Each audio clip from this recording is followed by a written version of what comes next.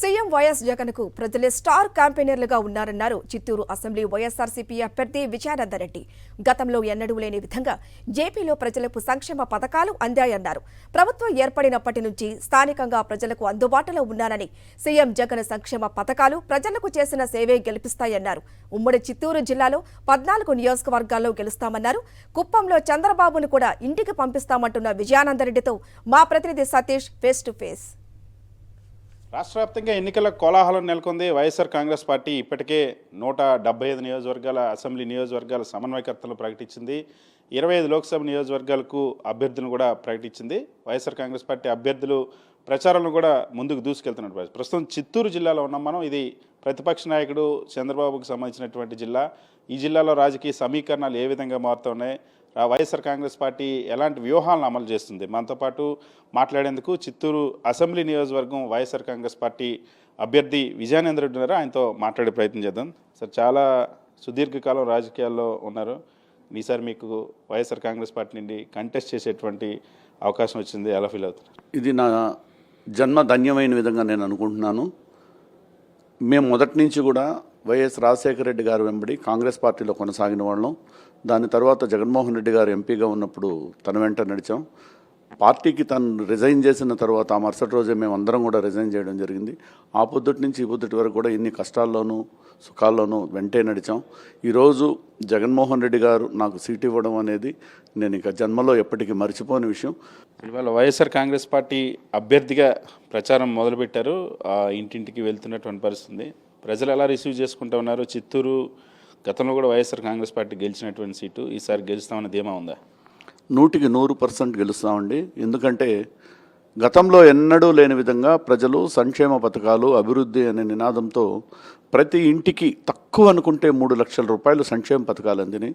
అమ్మ ఒడి, ఆసరా, చేయూత, సున్నా వడ్డీ, ఇక వాళ్ళు మనకంటే ఇంకా ఎక్కువ స్పీడ్గా చెప్తున్నారు మహిళలు.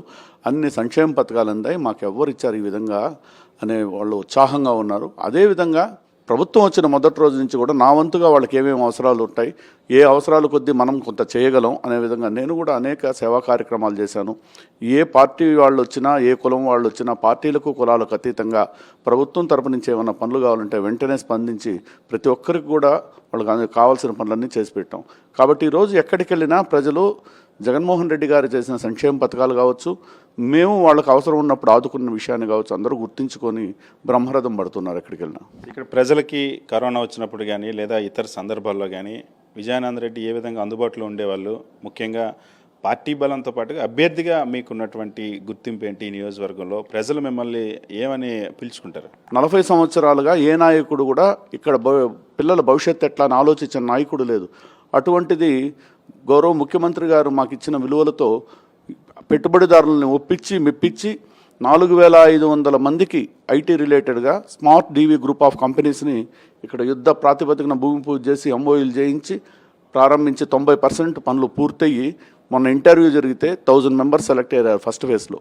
అంటే ఈ సాఫ్ట్వేర్ కంపెనీ త్రూఅవుట్ ఏపీలోనే అతి పెద్ద కంపెనీ. ఇంతకంటే పెద్ద కంపెనీ ఏపీలో ఎక్కడా లేదు. ఇవన్నీ కూడా మనం ప్రజలకు సేవ చేయాలనే ఉద్దేశంతో చేసిన పనులే. కాబట్టి ఈరోజు ప్రజలు ఇవన్నీ కూడా ఆలోచిస్తున్నారు. గౌరవ ముఖ్యమంత్రి వర్యులు చిత్తూరుకు వచ్చినప్పుడు అమూల్ వాళ్ళతో టైఅప్ అయి విజయ డైరీలో అనేక మంది కార్మికులు పనిచేసేవాళ్ళు. వాళ్లకు మళ్ళీ కార్మికులకు ఉద్యోగ అవకాశాలు కల్పించడం కోసం అమూల్ వాళ్లకు, అదే పాడి రైతులకు లీటర్కి 5 రూపాయలు 6 రూపాయలు పెచ్చు రేట్ ఇస్తారు. వాళ్ళకు అవకాశం ఉంటుందనే విధంగా మళ్ళీ భూమి పూజ చేశారు దానికి. అదేవిధంగా సిఎంసి అనేది ఇండియాలోనే 3rd ర్యాంక్లో ఉంది మెడికల్ డిపార్ట్మెంట్గా చూస్తే. అది కూడా ఆగిపోయింది టీడీపీ గవర్నమెంట్లో. దానికి కూడా భూమి పూజ చేసి ప్రారంభించారు. ఇట్లా అనేక కార్యక్రమాలు చేశారు. కాబట్టి ఎక్కడికి వెళ్ళినా జగన్మోహన్ రెడ్డి గారు అనే పేరు ఒక శంఖారావంలాగా వాళ్లే మాట్లాడుతున్నారు. మీరు ఇన్ని రకాల సేవా కార్యక్రమాలు చేశారు. చిత్తూరులో అనేక సంవత్సరాలుగా ఇక్కడే ఉంటున్నారు, ప్రజలకి అందుబాటులో ఉన్నారు. కానీ మీ పైన ఇప్పుడు ఈ జిల్లాకి ఎప్పుడు చంద్రబాబు వచ్చినా మీ అభ్యర్థిత్వం ప్రకటించినప్పటి నుండి మీరు రెడ్ శాండిల్ వ్యాపారం అంటూ మీ మీద ఒక ముద్ర వేసేటువంటి ప్రయత్నం చేస్తారు. గతంలో చంద్రబాబు రెడ్ శాండిల్ వ్యాపారులని ప్రకటించినటువంటి కిరణ్ కుమార్ రెడ్డి తమ్ముడు లాంటి అతను సీట్లు ఇచ్చి ఇప్పుడు మీ మీద ఈ విమర్శలు చేస్తారు. ఆయనకేం సమాచారం? 2014లో చంద్రబాబు నాయుడు గారు గెలవంగానే మహానాడు ప్రారంభమైంది. ప్రారంభంలోనే మమ్మల్ని ఏం చేశారంటే అప్పటికి ప్రమాణ స్వీకారం కూడా చేయలేదు. వెంటనే కాన్ఫెక్షనల్ స్టేట్మెంట్లో 2012, 2011 అని డేట్లు పెట్టి మొత్తం ఒక 20 కేసులు పెట్టి దాంట్లో అటెంప్ట్ మర్డర్ 9 కేసులు పెట్టి పీడీ యాక్ట్ పెట్టి రాజమండ్రి జైలుకి పంపించారు. అక్కడి నుంచి బయట వస్తే ఎక్సైజ్ కేసుల్ని సిబిసిఐడికి ఇచ్చి దాంట్లో నన్ను మళ్ళీ మన ఇప్పుడు ప్రజెంట్ వ్యవసాయ శాఖ మంత్రి గారిని ఎమ్మెల్సీగా నిలిచిన శ్యామ్ ప్రసాద్ రెడ్డి గారిని ఇట్లా అనేక మందిని దాంట్లో ఇన్వాల్వ్ చేసి సిఐడి వాళ్ళకి ఎండార్ చేసి అక్కడ 9 కేసులు పెట్టించి మళ్ళీ కడప జైల్లో పెట్టాడు.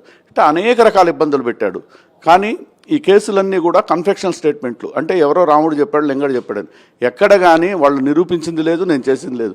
కేవలం నేను రాజకీయంగా జగన్మోహన్ రెడ్డి గారికి ఏ కష్టం వచ్చినా నా కష్టం అనే విధంగా భావించే వ్యక్తిని కాబట్టి నన్ను ఏదో ఒక విధంగా అణగదొక్కాలి అనే తపన తప్పితే అతనికి రెండో ధ్యాస ఉండదు. మిమ్మల్ని అక్రమ కేసులు పెట్టి జైల్లో పెట్టించిన చంద్రబాబు మీద రివెంజ్ ఎలక్షన్లో తీర్చుకోవడానికి సిద్ధంగా ఉన్నారా?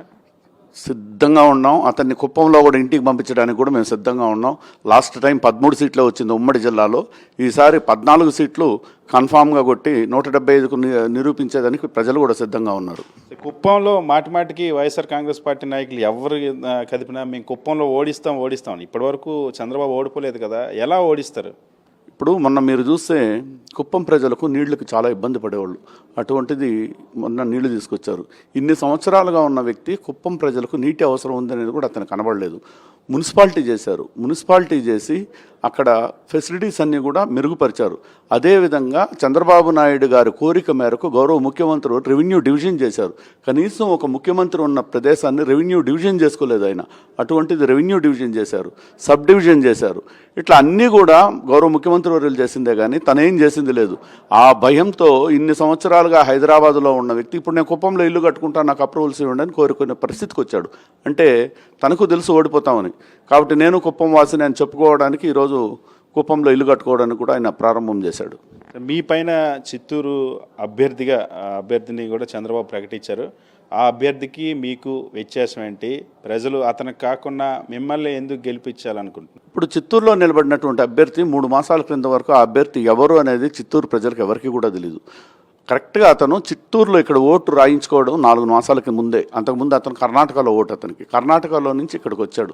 కేవలం డబ్బుందనే ఒక ఉద్దేశంతోనే ఎమ్మెల్యేగా అతనికి సీట్ ఇచ్చారు. అదేవిధంగా ఎంపీ అభ్యర్థిని చూసి అతనిది బాపట్లలో నుంచి ఇక్కడ తీసుకొచ్చి ఎంపీ అభ్యర్థి ఇచ్చారు. కేవలం అతను ఐఆర్ఎస్ ఆఫీసర్గా బీభత్సంగా సంపాదించాడు, ఆ డబ్బులు ఖర్చు పెడతాడనే ఉద్దేశంతో తప్పితే ఇక్కడ ఎవరైనా సీట్ ఇస్తే జనరల్గా తమిళ్ మాట్లాడే ఎస్సీకి ఇస్తారు.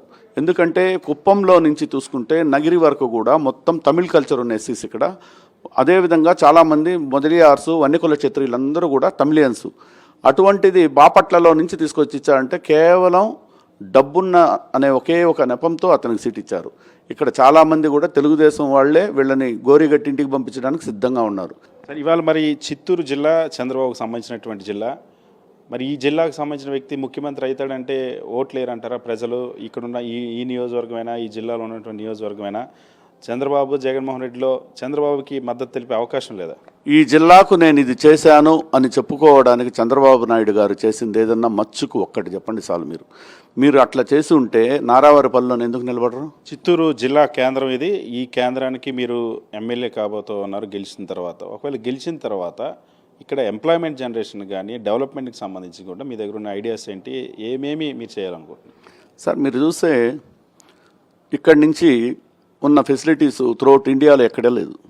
చిత్తూరులో నుంచి 1 గంట 45 నిమిషాలు బెంగళూరు ఎయిర్పోర్టు, ఇంటర్నేషనల్ ఎయిర్పోర్ట్. అదేవిధంగా Chennai airport 1 hour 45 minutes international airport, 2 international ఎయిర్పోర్ట్లు. డొమెస్టిక్ ఎయిర్పోర్టు 40 నిమిషాలు రాయవేలూరు, 1 అవర్ రేణుగుంట, 2 డొమెస్టిక్ ఎయిర్పోర్ట్లు. అంటే 4 ఎయిర్పోర్ట్ల కనెక్టివిటీ. అదేవిధంగా చూస్తే 150 కిలోమీటర్లో 3 పోర్ట్లు కనెక్టివిటీ. మొత్తం హైవేస్ కృష్ణపట్నం, ఎన్నూరు, రాయపురం 3 పోర్టు కనెక్టివిటీలు ఉన్నాయి. ఇన్ని ఫెసిలిటీస్ ఉన్నప్పుడు పెట్టుబడిదారులని మనము పిలిపించి వాళ్ళకి మీటింగ్ పెడితే, సమ్మిట్ పెడితే బ్రహ్మాండమైన అవకాశాలు ఉన్నాయి ఇక్కడ. ఎందుకంటే ల్యాండ్ కాస్ట్ తక్కువ, లివింగ్ కాస్ట్ తక్కువ, వసతులు ఎక్కువ. ఇప్పుడు సిటీలో నుంచి ఎయిర్పోర్ట్కి పోవాలంటే మినిమం అంటే ట్రాఫిక్లో 2 అవర్స్ అవుతుంది. అటువంటిది మొత్తం ఇది అవుట్కట్స్ 1 అవర్ 45 మినిట్స్లో రీచ్ అవుతారు. కాబట్టి ఇన్ఫ్రాస్ట్రక్చర్ డెవలప్ చేసి సిటీని ఎక్స్పాండ్ చేసి ఇండస్ట్రియల్గాను ఐటీ రంగంలోనూ అభివృద్ధి తీసుకుపోవడం ప్రధాన లక్ష్యం. రెండోది యూనివర్సిటీ లేదు. యూనివర్సిటీ అనేది ఎప్పటి నుంచో కోరిక. దాన్ని కూడా గౌరవ ముఖ్యమంత్రి వర్యులు చేస్తానని హామీ ఇచ్చారు. అదేవిధంగా సెంట్రల్ స్కూల్ లేదు. సెంట్రల్ స్కూల్ కూడా ప్రాసెస్ జరుగుతూ ఉంది, అది జరుగుతుంది. అదేవిధంగా ప్రభుత్వ ఆసుపత్రుల్లో అన్ని రకాల సదుపాయాలతో వైద్య సేవలు అందించడం కూడా ఒక ప్రధాన లక్ష్యం. ఇవన్నీ ప్రజల్లోకి మేము తీసుకెళ్తున్నాం. ప్రభుత్వం ఏర్పడిన వెంటనే మళ్ళీ కూడా ఇవన్నీ యుద్ధ ప్రాతిపదికన ఇవన్నీ కొనసాగించి ప్రిపేర్ చేస్తాం. ఇవన్నీ మీరు చేస్తా ఉన్నారు కానీ అసలు మిమ్మల్ని గెలవనివ్వమని చెప్పి ఇప్పుడు మిమ్మల్ని కానీ వైఎస్ఆర్ కాంగ్రెస్ పార్టీని కూడా గెలవనిచ్చేది లేదని 3 పార్టీలు ఒకటే అవుతా ఉన్నాయి. చంద్రబాబు ఇప్పుడు బీజేపీ, జనసేన పార్టీలతో కూడా పొత్తు పెట్టుకున్నటువంటి పరిస్థితి. పరోక్షంగా కాంగ్రెస్ పార్టీ కూడా చంద్రబాబు డైరెక్షన్లో నడుస్తున్నటువంటి పరిస్థితి. మరి దాన్ని ఎలా ఫేస్ చేస్తారు? మీరు చెప్పింది 100% వాస్తవం. చంద్రబాబు నాయుడు గారి కన్సర్న్లలోనే BJP, Janasena, Congress, Loksatta, CPI, CPM, Jai Bhim party అన్ని పార్టీలు అన్ని జెండాలు వాళ్ళవే. మా గౌరవ ముఖ్యమంత్రి గారికి ఒకటే జెండా, ఒకటే అజెండా. పేదలను కోటీశ్వర్లు చేయడం, పేద పిల్లల్ని విద్యావేత్తలను చేసి విదేశీ విద్యలకు పంపించి మంచి ఉన్నత స్థాయికి తీసుకెళ్లడమే ఆయన ప్రధాన అజెండా. కాబట్టి నిరుపేద కుటుంబస్తులందరూ కూడా జగన్మోహన్ రెడ్డి గారు ఎప్పుడెప్పుడు మళ్ళీ సీఎం కాబోతారని ఎన్నో వేల కళ్ళతో ఎదురు చూస్తూ ఉన్నారు. కాబట్టి జెండాలే వాళ్ళవి. మా నాయకుడిది అజెండా ఉంది కాబట్టి ఈ అజెండాకే వాళ్ళు సిద్ధంగా ఉన్నారు ఓట్లు వేయడానికి. సరే, ఇవాళ జగన్మోహన్ రెడ్డి ఓపెన్గా చెప్తున్నటువంటి పరిస్థితి ఉంది. ఎందుకు 175 గెలవకూడదు, ఎందుకు 25 ఎంపీలు గెలవకూడదు అంటున్నారు. సో ఈ బస్సు యాత్ర తర్వాత కాన్ఫిడెన్స్ పెరిగింది అంటున్నారా లేదా ముందే అనుకుంటున్నారా? ముఖ్యమంత్రి గారు ఒకటే చెప్తున్నారు మొదటి నుంచి కూడా, నేను మంచి చేశాను అని అనిపిస్తేనే నాకు ఓటు వేయండి అని ధైర్యంగా చెప్పగలిగిన నాయకుడు ఈ దేశంలో ఇంతవరకు ఎవరూ లేదు. నేను మీకు మీ ఇంటికి అన్ని రకాలుగా మంచి చేశాడు, మీకు మనసుకు నచ్చింది అని మీకు నచ్చినప్పుడే నాకు ఓటు వేయండి అని ఇట్లా ఎవరన్నా ఇంతవరకు రాజకీయ పార్టీ పెట్టిన నాయకులు ఎవరన్నా కోరారా? అంటే ఆ కాన్ఫిడెంట్ మనం మంచి చేసాం, పార్టీలు చూడలేదు, కులం చూడలేదు, అందరూ అర్హులైన ప్రతి ఒక్కరికి సంక్షేమ పథకాలు ఇచ్చాం, ఎవరిని కానీ ఎక్కడ కానీ చిన్న ఇబ్బంది పెట్టలేదు. కాబట్టి ప్రజలు సిద్ధంగా ఉన్నారు. ప్రతి కుప్పంలో చంద్రబాబు నాయుడినే ఓడించేయడానికి సిద్ధంగా ఉన్నప్పుడు మీకు 174 నియోజకవర్గాలకు ఇబ్బంది ఎందుకు ఉంటుంది? ఖచ్చితంగా 175 నియోజకవర్గాలు కూడా మా నాయకుడు గెలవబోతున్నాడు.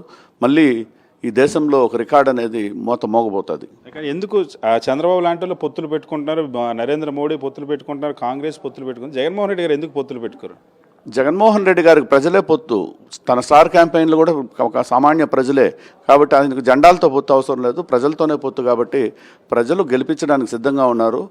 నరేంద్ర మోడీ గారు వీళ్ళేం అడగలేదు, వీళ్ళే వెళ్ళి నరేంద్ర మోడీ గారి కాళ్ళు పట్టుకొని మాకు తోడుగా ఉండు అన్న వ్యక్తి చంద్రబాబు. ఇదే చంద్రబాబు నాయుడు గారు 2018లో నరేంద్ర మోడీ గారి వల్లనే ఈ ఆంధ్రప్రదేశ్ నాశనం అయిపోయిందని అసెంబ్లీలోనే పలుమార్లు ప్రస్తావించినాడు.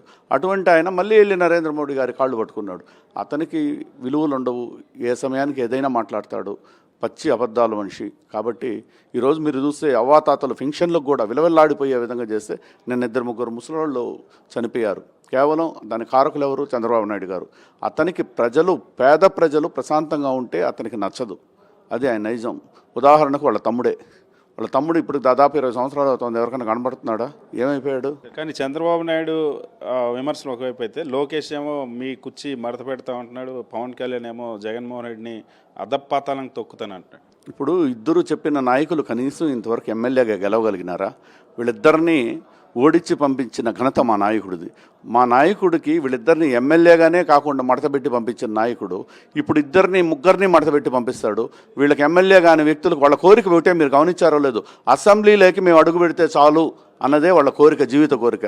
వాళ్ళని అసెంబ్లీలో అడుగు పెట్టనిచ్చేదిలా, అది జరిగే పనిలే. కాబట్టి ఇద్దరిని మడతలేసి పంపిస్తారు, అందులో డౌట్ ఏం లేదు. ఫైనల్గా చెప్పండి, చిత్తూరు ఎమ్మెల్యేగా విజయానంద రెడ్డి ఎంత మెజారిటీతో గెలవబోతున్నారు? ఎంత మెజారిటీ లక్ష్యంగా మీరు పనిచేస్తున్నారు? మేము ఖచ్చితంగా ప్రజలు మెజారిటీతో గెలిపించడానికి సిద్ధంగా ఉన్నారు. మెజారిటీ అనేది ఆ ఫిగర్ వచ్చినప్పుడు మీరే చూస్తారు కదా. కాబట్టి మెజారిటీ అనేది 100% వస్తుంది.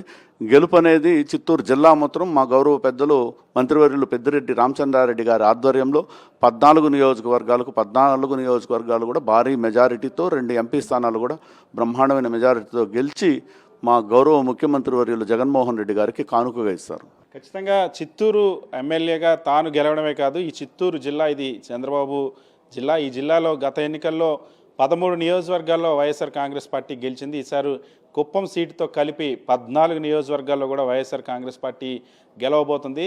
చంద్రబాబు నాయుడు ఎన్ని రాజకీయ పార్టీల జెండాలతో వచ్చినా సరే జగన్మోహన్ రెడ్డి తన ఎజెండాతో ప్రజలతో పొత్తు పెట్టుకున్నారు.